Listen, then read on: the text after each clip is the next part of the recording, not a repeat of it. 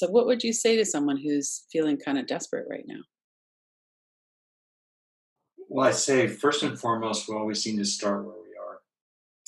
And I've been reflecting lately on three fundamental forms of courage: the courage to be yourself, the courage to tell the truth, and the courage to love. And we begin with the courage to be ourselves, to name the pain, to name the force of the desire, to accept ourselves fully, to have compassion for ourselves, to have the courage to be ourselves. So that's always, to me, where we have to start. And um, and then beyond that, I'm a longtime psychologist, so I am a practical person. I'm a methods guy. I love research. I read a ton of it. I produce just a teeny weeny bit. Mostly, I just read it and apply it and synthesize it. Because the bottom line question is the bottom line, right? How do you help yourself? Just exactly right. So, as a practical person, what a person can do after they have the courage to be themselves and just sort of, where does it hurt? What's it like to be me?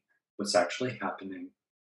Then, what's useful is to identify and then grow the psychological resources that are matched to the issue.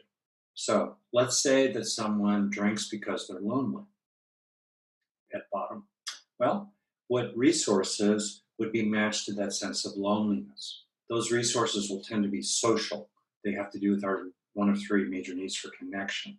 So, moments of feeling just casually friendly with other people and internalizing these experiences. That's the material I've talked about how do you actually grow change inside yourself. You have to experience what you want to grow, and then you have to internalize it. Otherwise, it's a nice passing experience, but you don't retain any value. There's no change from state to trait. So we want to develop traits. So let's say you want to develop the trait of feeling friendly with others, feeling connected with others, feeling valued by others, and feeling compassionate and kind and beneficial yourself. Well, these are experiences you could have, and then as you have them authentically, usually mild for lasting a breath or two or three, no big deal. But still, drop by drop, just one thing at a time, you gradually would grow and in a resource that would be matched to the particular, key source of the active addiction. If a different, I'll just give you a different example. If Let's suppose that a person has, a sense of just loss. Their life feels empty and barren, and the one time they have fun is when they get hammered with their friends. Okay, so that's a different kind of issue. I mean, feeling cared about by others might kind of sort of address that, but it's not directly matched. So there, I would say, well, how could you build up more of a sense of gratitude, of thankfulness?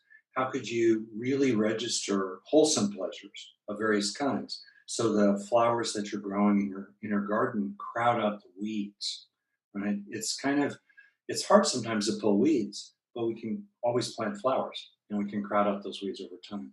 So there, in that particular case, I would look for resources that are more matched to a sense of my life isn't fun, my life doesn't have pleasure, it's not stimulating enough. And I would look for alternative supplies that would match that particular shortage or deficit or lack. The word want comes from lack. What's the want? That's unfulfilled there. And then over time, address that as well. There are other things people can do, obviously, growing a recognition of the cost to you of these behaviors. In the moment, um, the bright, shiny object of whatever the addictive process is just seems so compelling. And it's important to realize that, yeah, it will feel good, you know, or the pain, it will anesthetize the pain, and there will be a cost. And to make that cost real, to have a sense of the being you will be tomorrow if you wake up in the morning and have to live through that day, what do you want to give that person? And then over time we develop will, we develop commitment, we develop conviction. These are resources as well that we can grow. Hello, this is Lynn Fraser with the Kiloby Center Radical Recovery Summit. We are so excited to bring you the lineup for January 10th to 19th, 2020.